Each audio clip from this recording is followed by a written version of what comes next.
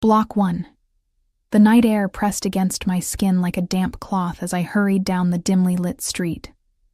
My footsteps echoed against brick buildings, their facades blurring into shadows. A distant siren wailed, then faded, swallowed by the city's endless hum. 3 blocks to go until I reached the safety of my apartment, my sanctuary from the world that seemed determined to crush me beneath its weight. I clutched my worn leather bag tighter against my side. Inside, nestled between crumpled receipts and half-empty lip balms, lay an envelope containing every dollar I'd managed to save over 6 months of double shifts. $843. Not enough to escape this city, but enough to pay next month's rent and maybe, finally, fix the rattling sound in my ancient Toyota. Small dreams, but they were mine. My phone buzzed. A text from Ellie, my roommate. "Where are you?" He came back, asking questions. Said he knows. My lungs seized. He couldn't know. No one knew except Ellie, and she wouldn't tell. Couldn't tell. I'd been careful, covering my tracks since I'd taken Leo's money and disappeared. Not stolen, I reminded myself. Reclaimed. After what Leo did to me, after the bruises and lies and empty promises, that money was the least he owed me. I quickened my pace, my worn sneakers slapping against wet pavement. Rain had fallen earlier, leaving the streets glistening under streetlights that flickered like dying stars. The coffee shop where I'd been working double shifts for the past 3 months was 20 blocks behind me now. My fingers ached from hours of serving overpriced lattes to people who looked through me as if I were made of glass. A car engine growled behind me, headlights washing the sidewalk in harsh white light. I didn't turn. In this neighborhood, you learn to keep your eyes forward, your pace steady. Show no weakness. The car slowed, matching my stride. My heart hammered against my ribs. Leo didn't own a car, but he had friends who did. "Miss." A deep voice cut through the night air. Male, authoritative, the kind of voice that expected to be obeyed. I hesitated, caught in that moment of indecision that could mean the difference between safety and danger. The car, sleek, black, expensive, pulled alongside me. The window lowered silently, revealing only darkness within. "I believe you dropped this." A gloved hand extended from the window, holding something that caught the light. My wallet. The cheap faux leather one with the broken zipper that I'd had since college. I patted my bag frantically, feeling for the familiar bulge. Gone. I began, then stopped. Taking a step closer, I peered into the shadow of the car. "Thank you." As I reached for the wallet, his face emerged from the darkness, strong jawline, clean-shaven. Eyes that reminded me of storm clouds. Gray, watchful, electric with hidden energy. His suit was impeccable, the kind that cost more than my annual rent. A thin scar traced a path from his right temple to his cheekbone, the only imperfection on a face that seemed carved from cold marble. "You should be more careful," he said, his voice low and controlled. "These streets aren't safe after dark." Something about him, his posture, the quiet authority in his tone, the way his gaze moved beyond me to scan the street, reminded me of the detectives who had taken my statement after the break-in at my previous apartment. A cop. Not in uniform, but something about him radiated law enforcement. Relief flooded through me. Not Leo. Not one of his friends. Just a plainclothes officer doing his job. "Are you all right, miss? You look..." His eyes narrowed slightly, assessing. Frightened. "I'm fine," I lied, taking my wallet from his outstretched hand. Our fingers brushed, and I noticed how warm his were compared to the night air. "Thank you, officer." A slight pause. Something flickered across his features. Amusement? Surprise? But it vanished so quickly I thought I might have imagined it. The driver, a broad-shouldered silhouette in the front seat, shifted slightly. "Where are you headed?" he asked, ignoring my assumption about his profession. "Home." The word came out before I could stop it. I never told strangers where I lived. Never. The city had taught me that lesson the hard way. He nodded, as if confirming something to himself. 3 blocks east? The Westmore building? Ice slid down my spine. How did he know? I hadn't told anyone my new address except my boss and Ellie. "How did you..." Your ID, he said smoothly, gesturing to the wallet in my hand. I checked to see who it belonged to. Of course. My driver's license still showed my current address. Still, something felt off. Wrong. The hair at the nape of my neck prickled with warning. Let me drive you, he offered, pushing open the door.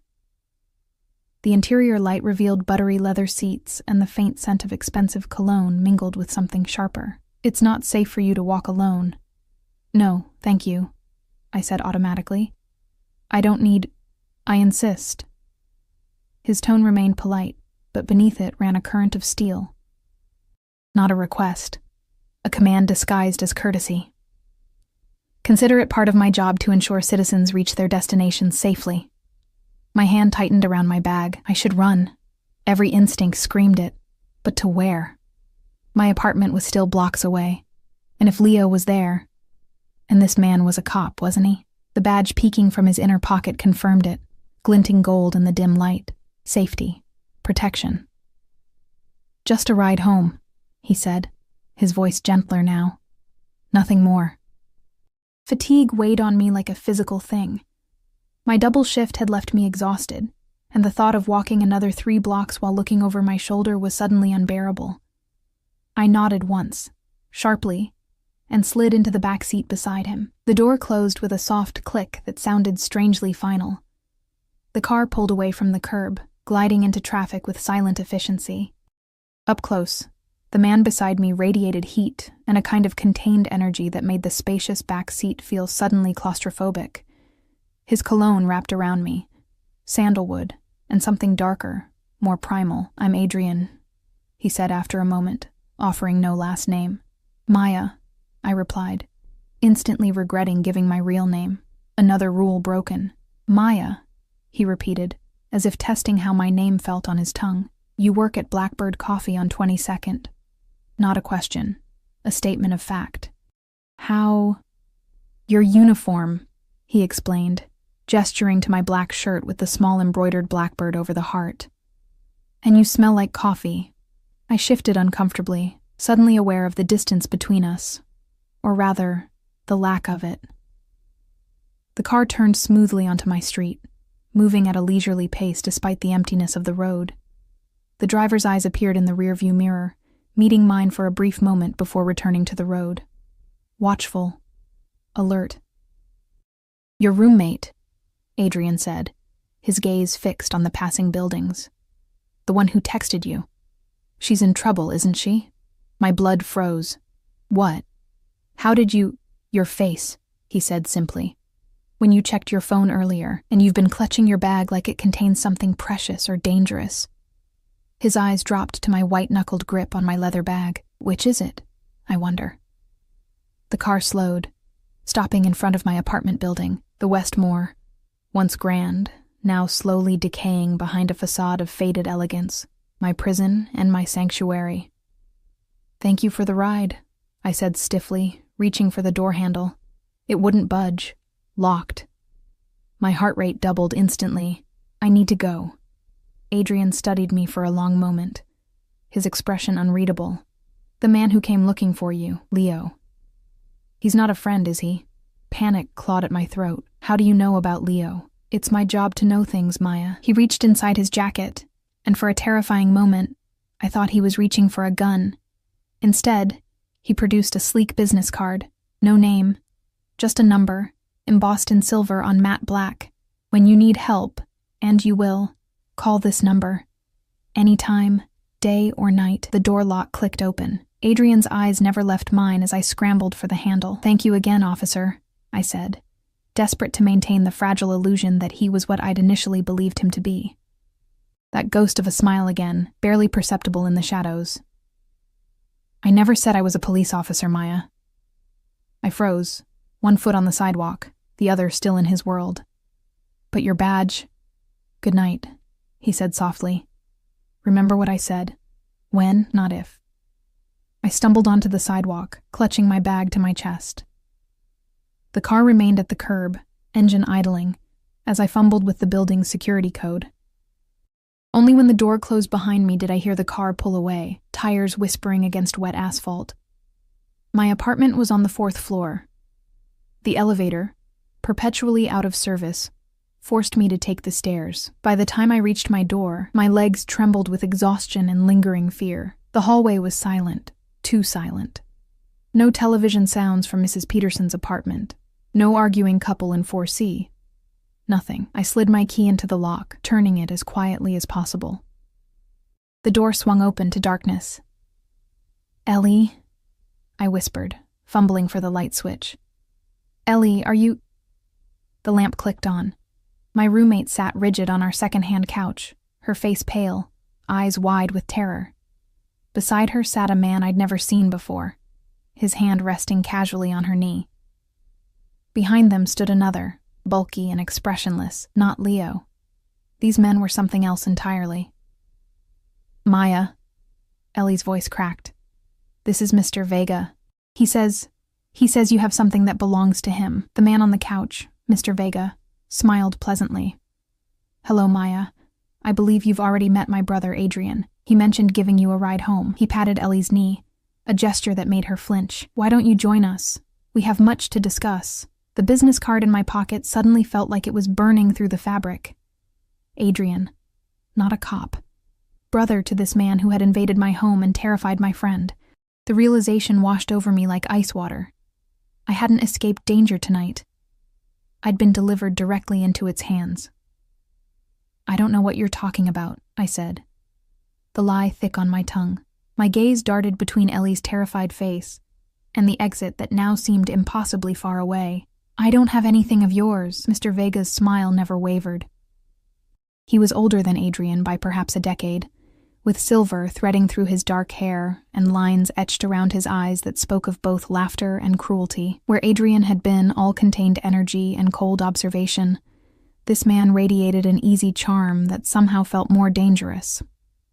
"Please sit," he said, gesturing to the armchair across from him. Not a request. The same commanding tone his brother had used, just wrapped in different packaging. Family shouldn't stand on ceremony. "Family?" The word escaped me before I could stop it. In a manner of speaking.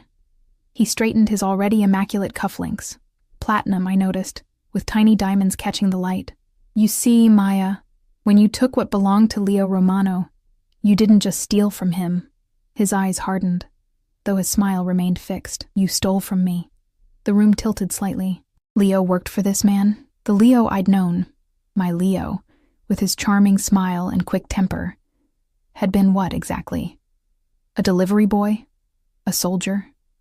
The pieces clicked into place with sickening clarity. The unexplained cash, the late-night calls, the business associates, who sometimes appeared at our apartment at odd hours. "Leo deals drugs for you," I said flatly. Mr. Vega's laugh was genuine, his head tipping back with amusement. "Oh, my dear, Leo doesn't deal drugs. Leo manages distribution for pharmaceutical products across 3 states.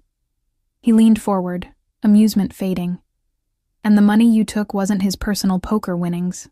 It was mine." My mouth went dry.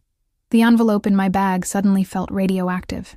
$843, I said weakly. "That's all I have left. I can give it back."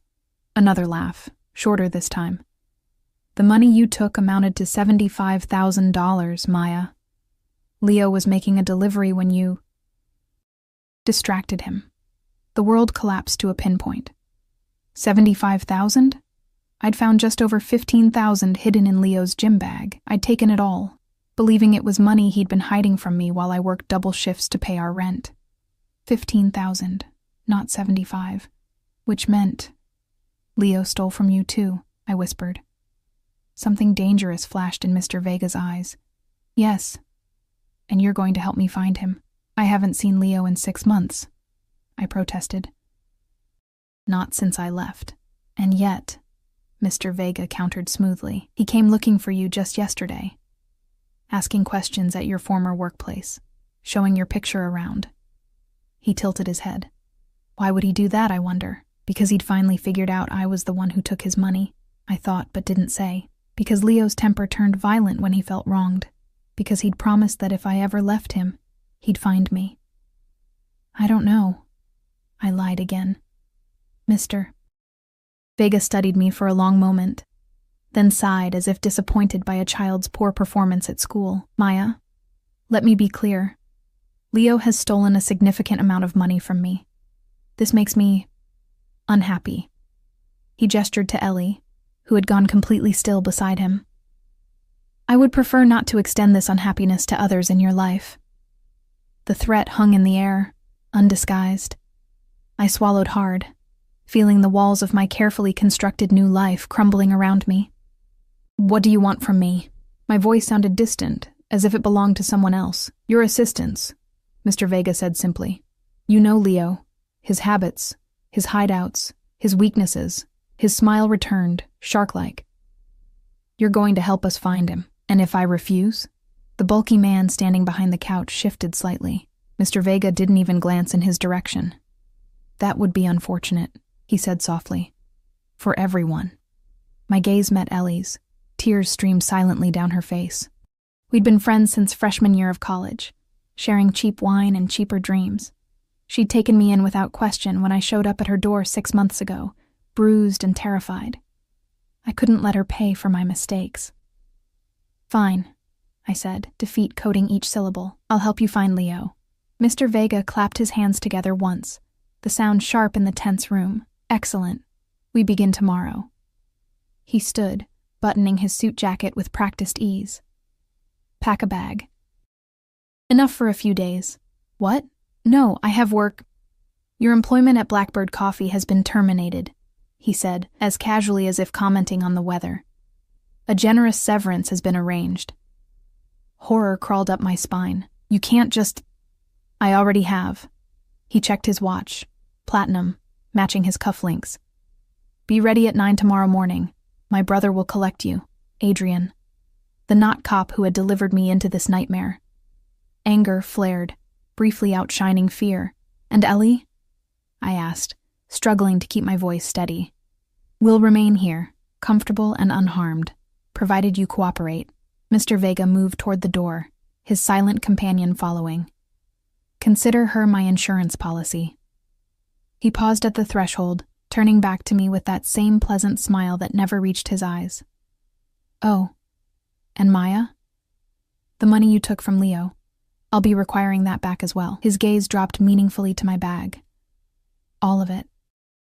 After they left, the silence in the apartment was deafening. Ellie collapsed into tears, her body shaking with sobs. I rushed to her, pulling her into my arms, whispering apologies that felt hollow even to my own ears. Who are they? She asked between sobs. I don't know, I admitted. But they're dangerous, Ellie. More dangerous than I realized. I didn't sleep that night. Instead, I sat by the window, watching the street below, half expecting to see that sleek black car waiting. By dawn, I had packed a small duffel bag and counted out the $843 I had saved. A pittance compared to what I apparently owed.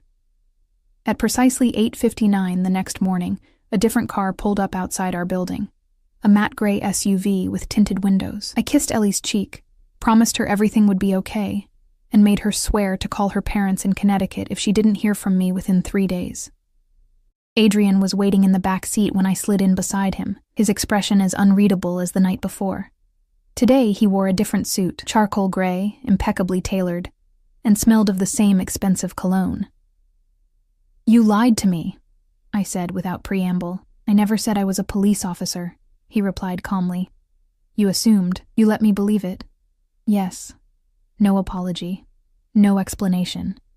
Just that single syllable, unapologetic and final. The car pulled away from the curb, merging into morning traffic. The driver, the same broad-shouldered man from the night before, kept his eyes on the road, though I sensed he was listening to every word. Where are we going? I asked, hating how small my voice sounded. Somewhere safe, Adrian replied. Somewhere Leo won't find you. I'm not afraid of Leo, I lied. I'm afraid of your brother. A ghost of a smile touched Adrian's lips. A reasonable fear. Most people who know Dante feel the same way. Dante Vega. Now I had a full name for the man who had threatened my best friend and upended my life in the space of an evening. It did nothing to ease the knot of dread in my stomach. How does Leo fit into all this? I asked, watching the familiar streets of my neighborhood give way to wider avenues lined with expensive boutiques. Adrian's gaze shifted to the window, watching the city pass by. Leo Romano has worked for my family for 3 years, a courier primarily, not especially bright, but reliable. Until recently. When he stole from you, when he betrayed my brother's trust, Adrian corrected, his voice hardening slightly. In our world, that distinction matters. Our world. The phrase sent a shiver down my spine. I'd heard rumors, of course, whispers about the Vega family that controlled much of the city's underground economy. But they had been abstract, distant, like ghost stories told to frighten children. Now I was sitting beside one of them, being drawn into their world whether I wanted it or not. And what happens when you find Leo? I asked, already knowing the answer but needing to hear it spoken. Adrian's eyes met mine, gray and fathomless. That depends on Leo. The car turned onto a private drive bordered by wrought iron gates that swung open as we approached. Beyond them stretched manicured grounds leading to a sprawling estate that looked more like a small hotel than a private residence. Modern glass and stone nestled against old-growth trees that provided natural privacy. "Welcome to my home," Adrian said as the car stopped in a circular driveway. "For the foreseeable future, it's yours as well." The house was even more impressive up close. A staff member, security disguised as household help, opened my door and collected my pitiful duffel bag, as if it contained crown jewels instead of 3 changes of clothes and a toothbrush. Adrian led me through a soaring entryway into a house that managed to be both intimidating and strangely welcoming. Modern art adorned walls of warm wood and cool stone. Floor-to-ceiling windows revealed glimpses of gardens and, in the distance, the glittering edge of what might have been the ocean.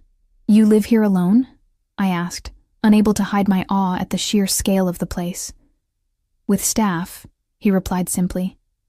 "Dante prefers the penthouse downtown, closer to his operations." A woman appeared, tall, elegant, with a no-nonsense air that reminded me of my high school principal. "Mr. Vega, everything is prepared as requested. Thank you, Mrs. Reynolds. This is Maya. She'll be staying with us for a while."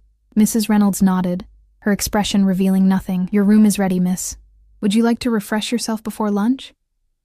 Before I could answer, Adrian's phone chimed.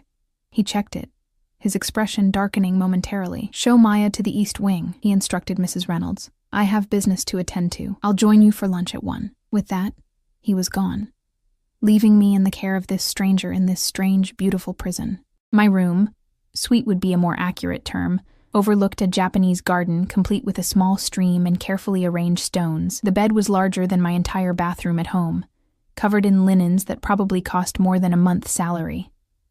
A closet bigger than my bedroom stood open, revealing women's clothing in various styles and sizes, the tags still attached. "Mr. Vega arranged for some options, not knowing your preferences," Mrs. Reynolds explained, noticing my confusion. "If anything fits, you're welcome to it." "This is..." I struggled to find words that wouldn't offend. "Unusual," Mrs. Reynolds supplied, a hint of dry humor in her voice. "Yes, well, the Vega brothers are unusual men." After she left, I sank onto the edge of the bed, overwhelmed. 24 hours ago, I had been serving lattes and worrying about making rent. Now I was essentially a prisoner in a mansion owned by a man who had deliberately deceived me, working for his brother who had threatened my best friend. And somewhere out there, Leo was looking for me. Leo, who had left bruises on my ribs and fear in my heart. Leo, who had apparently stolen from people even more dangerous than himself. I moved to the window, pressing my palm against the cool glass. Beyond the beauty of the gardens lay a high wall, barely visible through the trees. Not just a home, a fortress. The gold and crystal clock on the bedside table showed nearly 1 o'clock. Lunch with Adrian. The thought of food made my stomach clench, but the thought of defying my host seemed unwise. As I turned to prepare myself, something caught my eye, a small velvet box on the dresser, out of place among the modern decor. Curious, I opened it. Inside lay a delicate gold chain with a small pendant, a bird in flight, crafted in gold with a single diamond for an eye. Tucked beside it was a card in heavy cream stock, The handwriting was strong, masculine, precise. A blackbird for the girl from Blackbird. Wear it so I can find you if we're separated. I snapped the box closed, disturbed by the gesture's intimacy. A tracking device disguised as a gift? A thoughtful precaution? Or something more possessive? A knock at the door startled me. Mrs. Reynolds stood in the hallway, her expression neutral. Mr. Vega is waiting in the dining room. Shall I show you the way? As I followed her through the labyrinthine house, the pendant remained in its box on the dresser. Adrian Vega might have brought me into his world, but I would not wear his leash. Not willingly. Not yet. The dining room, like everything else in this house, managed to be both intimidating and inviting. Adrian stood at the head of a table that could have seated 20, but was set for just 2, the places adjacent to each other rather than opposite. He looked up as I entered, his expression shifting briefly. Surprise, perhaps, at my appearance in my own simple clothes, rather than the designer options he'd provided. Maya, he said, pulling out my chair. I trust your accommodations are satisfactory? They're lovely, I replied carefully, though I'm still not clear on why I'm here instead of helping your brother find Leo. Adrian's eyes met mine as he took his seat. Make no mistake, you are helping us find Leo, just not in the way you might expect. What exactly does that mean? I asked, watching Adrian carefully as a server appeared with the first course. Some kind of delicate soup that smelled of herbs and the ocean. It means, Adrian said, his tone measured, that your presence here serves multiple purposes. He lifted his spoon, the movement precise and elegant. Leo is looking for you. We know this. And eventually, when he fails to find you at your apartment or your former workplace, he'll become desperate. You're using me as bait, I said, the realization washing over me like cold water. Adrian's expression remained impassive. I prefer to think of it as creating an opportunity for both Leo and ourselves. The soup before me suddenly seemed unappetizing. And what about Ellie? Is she bait too? Your roommate is perfectly safe. She's being watched, of course, but no harm will come to her as long as you cooperate. He took a sip of water, studying me over the rim of his glass. And I hope you will, Maya, for everyone's sake. The threat was soft, but unmistakable. I forced myself to eat, though each spoonful tasted like nothing. My mind raced, calculating possibilities, escape routes, leverage I might find, but the truth was painfully clear. I was outmatched in every way. Tell me about Leo, Adrian said after a few minutes of silence. How did you meet? The question caught me off guard. At a bar, downtown. I was out with friends, celebrating finishing my degree. The memory felt like it belonged to someone else now. That carefree girl with dreams and ambitions, before life had hardened her edges. He bought me a drink, made me laugh, seemed normal. And when did you realize he wasn't? I pushed the soup away, my appetite gone completely. 3 months in. He lost his temper over something small. I burnt dinner, I think. Threw a glass against the wall. I swallowed hard. The memories rising unbidden. He apologized. Brought flowers the next day. Said it would never happen again, but it did. It wasn't a question, but I answered anyway. Yes. Each time worse than the last. Each time with more elaborate apologies afterward.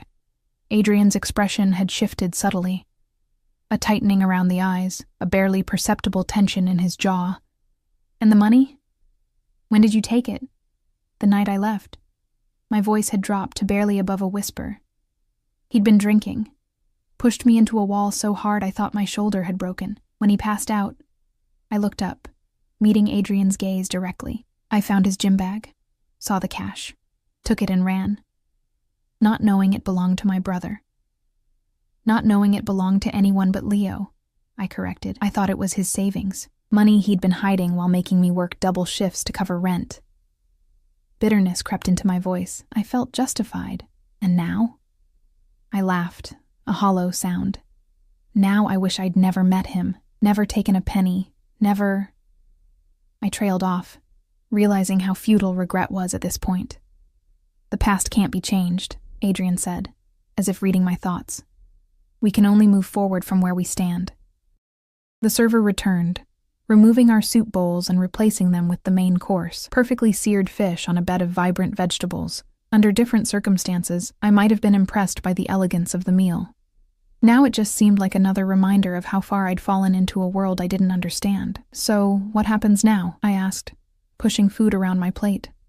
"I just stay here, locked in your beautiful cage, waiting for Leo to make a move. For the moment, yes." Adrian cut into his fish with surgical precision. "Though there are worse cages.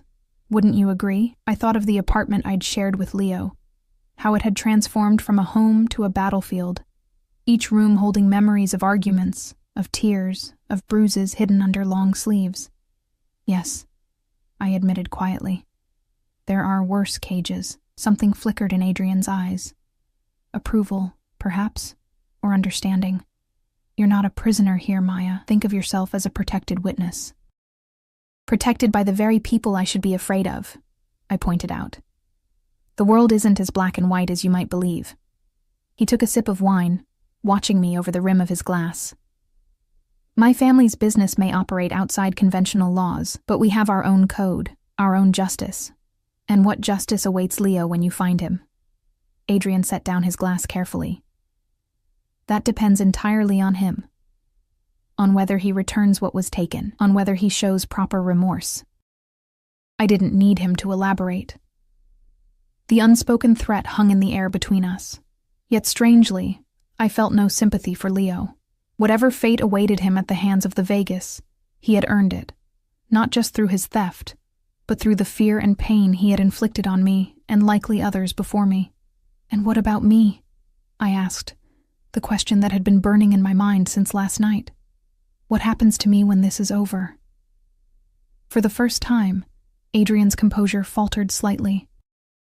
A shadow passed over his features. "There and gone so quickly I might have imagined it. That also remains to be seen," he said finally. "Much depends on how events unfold."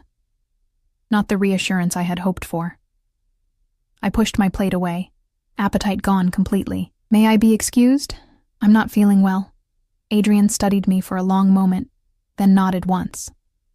"Mrs. Reynolds will show you around the grounds this afternoon, if you feel up to it. The fresh air might help." I rose, grateful for the dismissal, but his voice stopped me at the threshold. "Maya, the pendant in your room." His eyes met mine, unreadable as ever. "It's not what you think." I froze. "What is it then?" "Insurance, protection." A pause. "Should you need to contact me directly, the stone contains a panic button. One press, and I'll know you need me." "And the tracking capabilities I assume it has?" The ghost of a smile touched his lips. "A necessary precaution, for your safety more than my convenience." I left without responding, finding my way back to my room through the maze-like corridors. The velvet box still sat where I'd left it, innocuous and threatening all at once. I opened it again, studying the delicate workmanship of the golden bird, beautiful and dangerous, like everything else in Adrian Vega's world. After a restless hour alone with my thoughts, I accepted Mrs. Reynolds' offer of a tour. The grounds were even more impressive by daylight. Acres of manicured gardens giving way to wild woodlands, all encircled by that high wall I'd glimpsed from my window. Security cameras were discreetly positioned throughout, their presence a reminder that beauty and surveillance went hand in hand here. "How long have you worked for Mr. Vega?" I asked as we paused by a reflecting pool where koi fish swam lazily beneath lily pads. "Nearly 15 years, Mrs. Reynolds replied, her tone neutral, yet somehow warm. "Since he purchased this property." "And his business? You know what he does?" She gave me a measured look. "I know enough to understand my place in this household.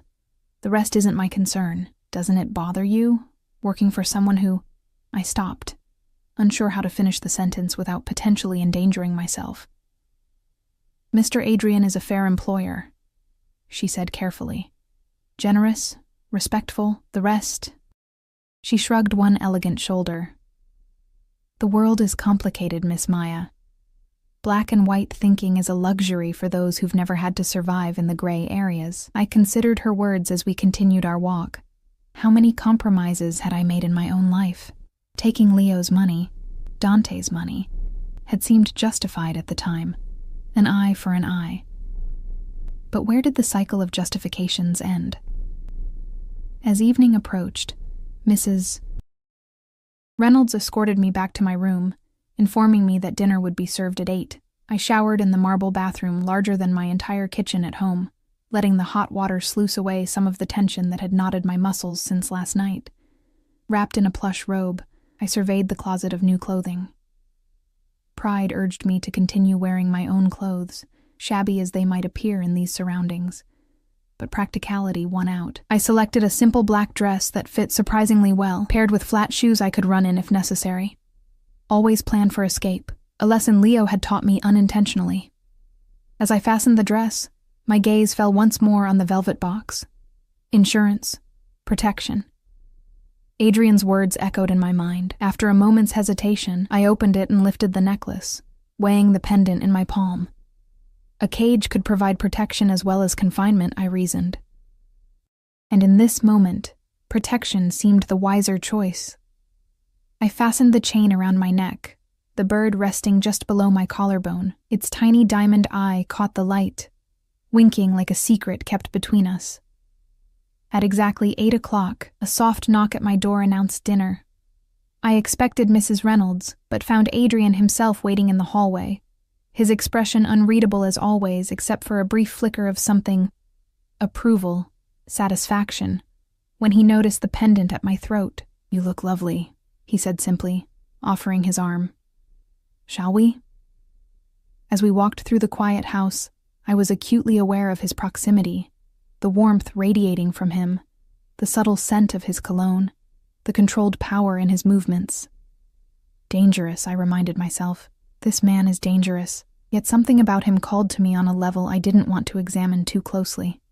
"My brother will be joining us," Adrian said as we approached the dining room. "He has news." I faltered mid-step. "Dante? Here?" Adrian's hand came to rest lightly at the small of my back, steadying me. The touch was brief, but electric.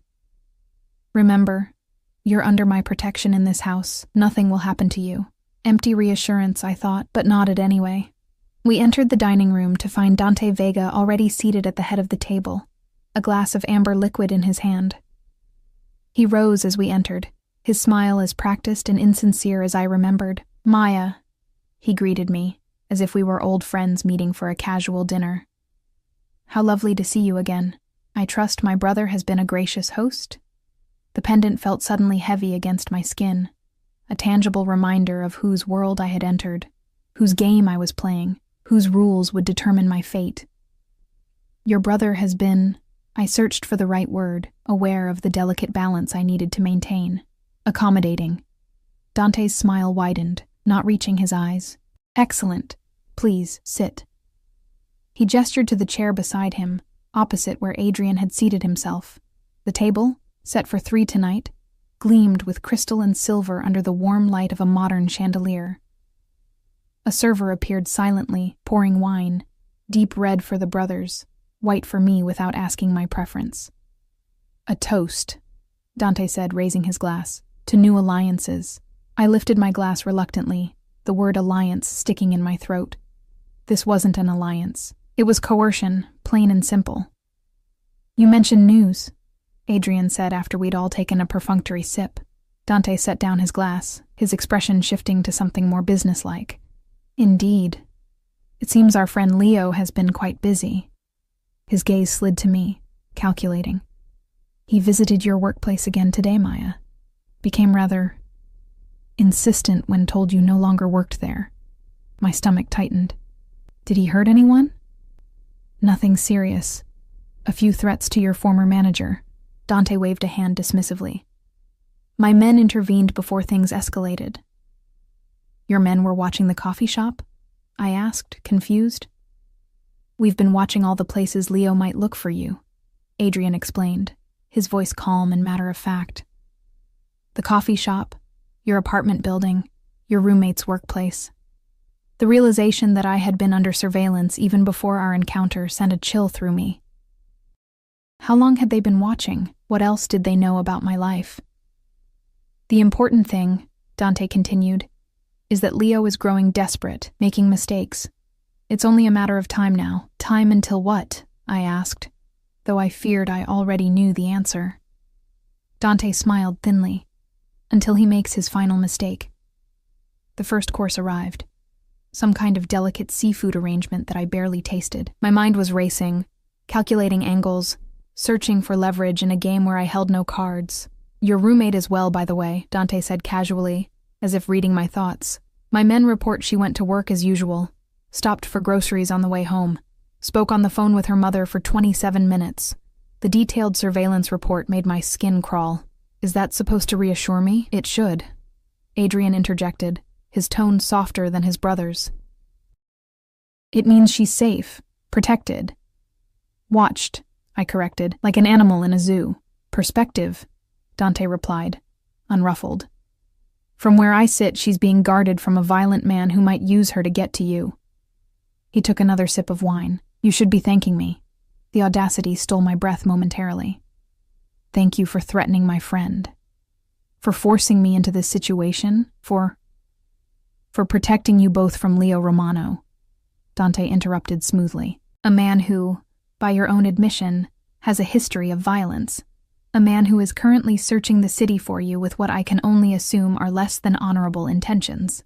I fell silent, hating that he had a point. Leo was dangerous, and if he found me, or worse, found Ellie, the consequences could be severe. The Vegas protection, coerced as it was, offered a shield I couldn't provide alone. "What exactly do you expect from me?" I asked finally, looking between the brothers. "You know I haven't seen Leo in months. I don't know where he would hide. But you know him," Adrian said quietly. "His patterns, his weaknesses, the places he felt safe.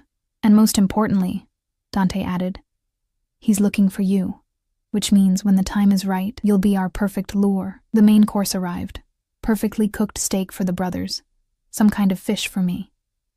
I stared at my plate, appetite non-existent. "And if I refuse to be your bait?"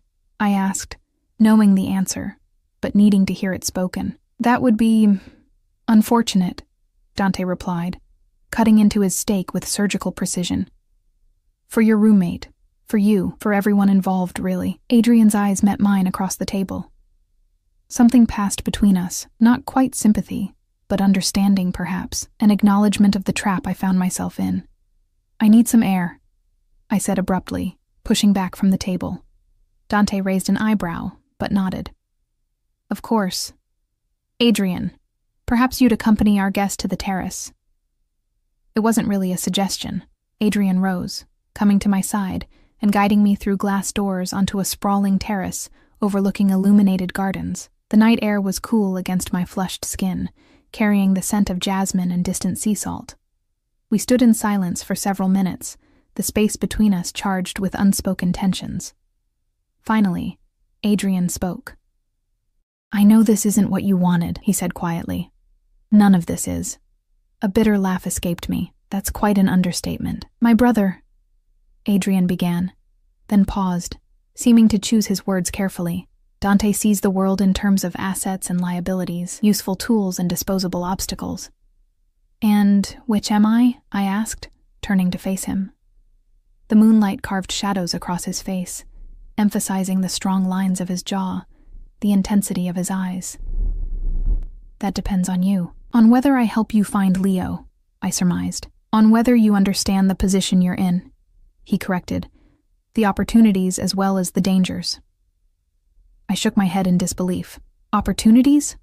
I'm essentially a prisoner being used as bait for my violent ex-boyfriend by a family of criminals. Please, enlighten me about these wonderful opportunities." Adrian moved closer, his presence overwhelming in the moonlight. "Protection, security. A life free from looking over your shoulder, wondering when Leo might appear." His voice dropped lower. "My brother may have initiated the situation, Maya, but I can ensure your safety long after Leo is dealt with." The pendant at my throat seemed suddenly heavy. "At what price?" His eyes held mine, unfathomable in the darkness. "Your loyalty, your discretion. Nothing more. Nothing more." The words hung between us, laden with unspoken possibilities. I was acutely aware of his proximity, of the subtle heat radiating from his body, of the way his gaze dropped briefly to my lips, before returning to my eyes. "And if I refuse?" I whispered. "You won't," he said simply. Not a threat, but a certainty that sent a confusing shiver down my spine. The glass door slid open behind us, breaking the moment. Dante stood silhouetted against the dining room light.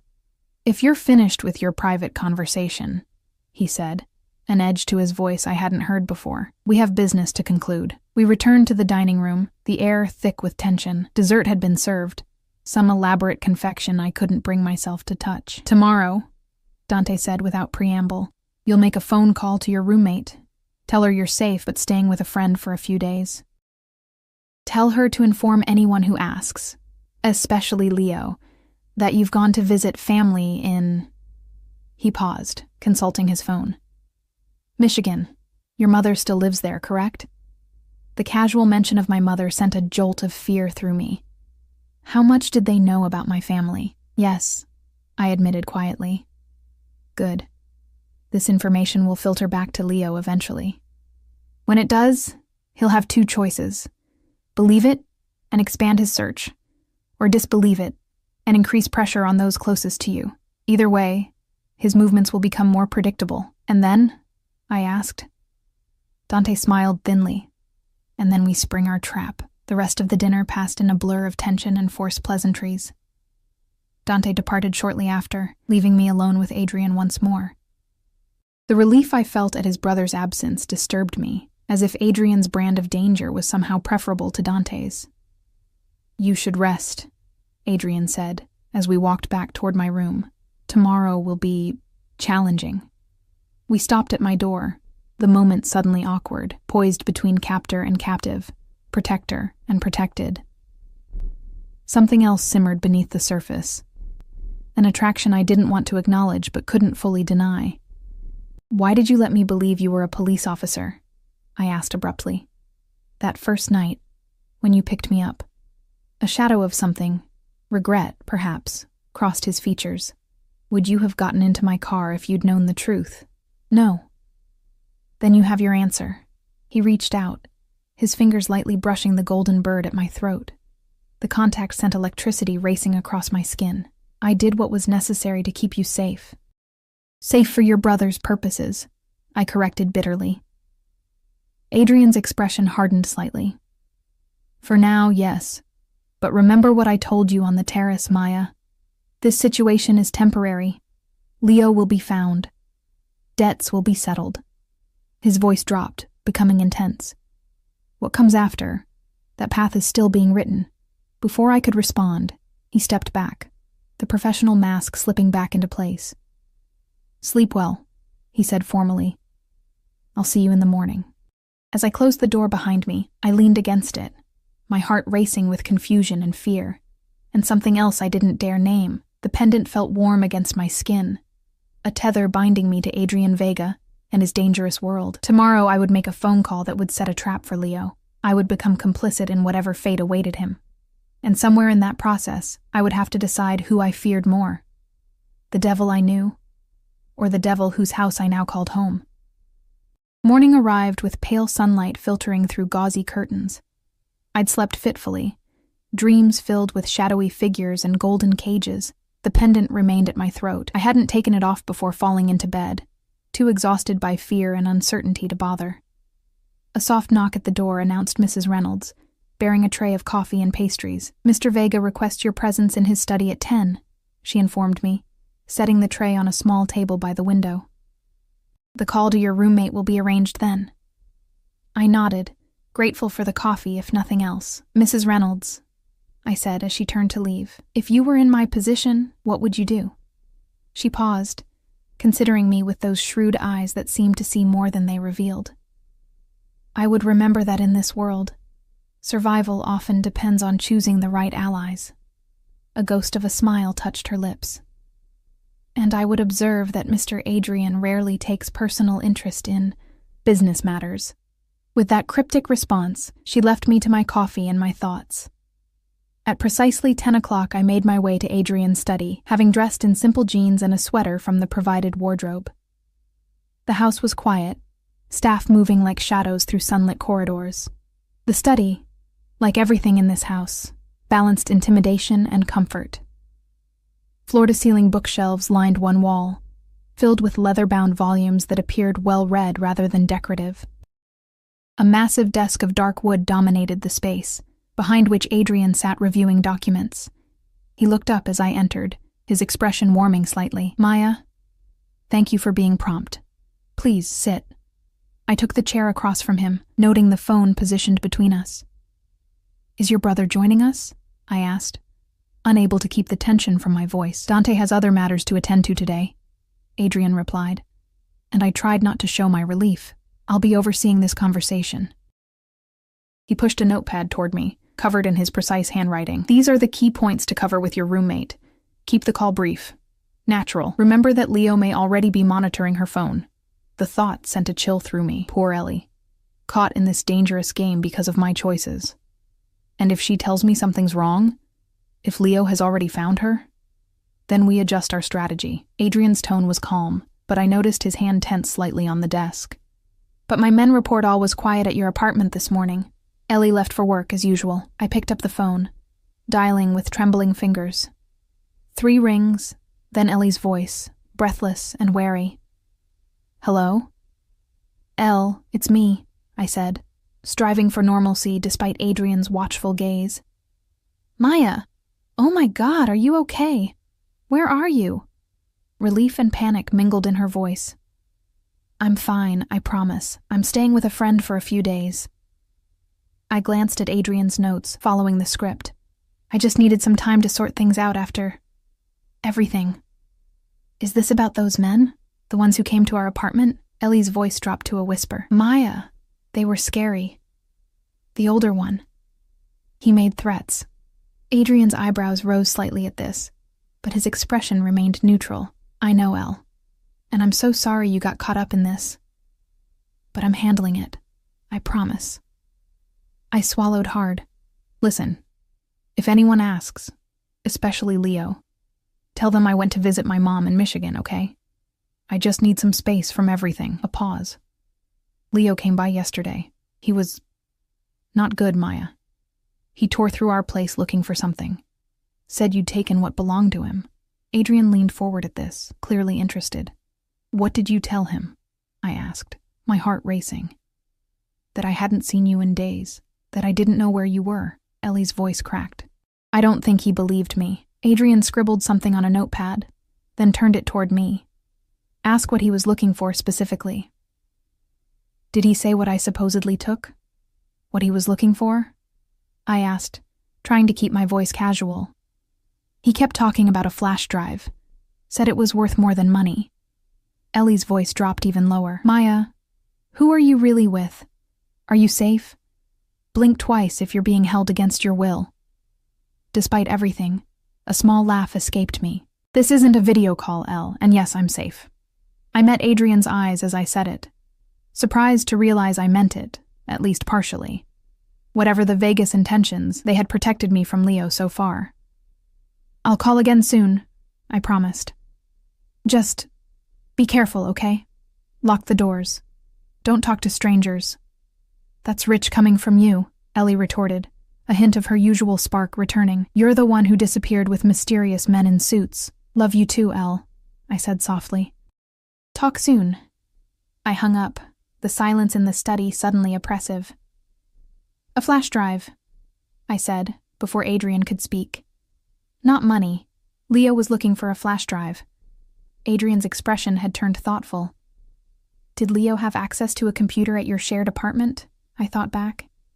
"Yes, a laptop. He was weirdly protective of it.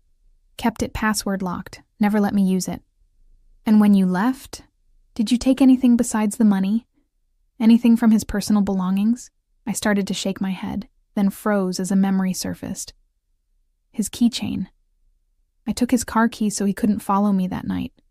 My hands tightened into fists. There was a thumb drive on the ring. I thought it was just... I didn't even think about it.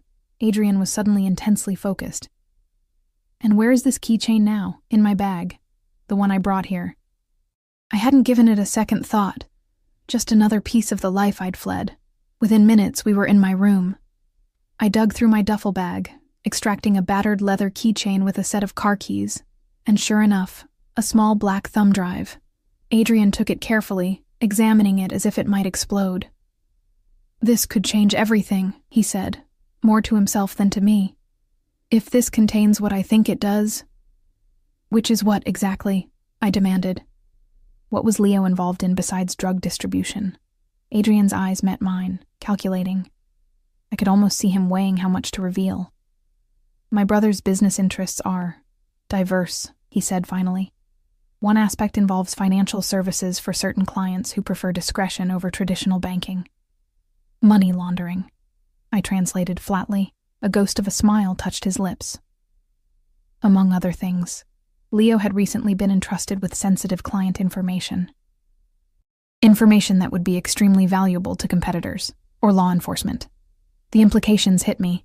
So, when Leo stole the money, we assumed it was simple greed, a courier skimming from deliveries. Adrian's expression hardened, but if he also took client data with the intention of selling it or leveraging it, that's why your brother was so intent on finding him, I finished. Not just for the money.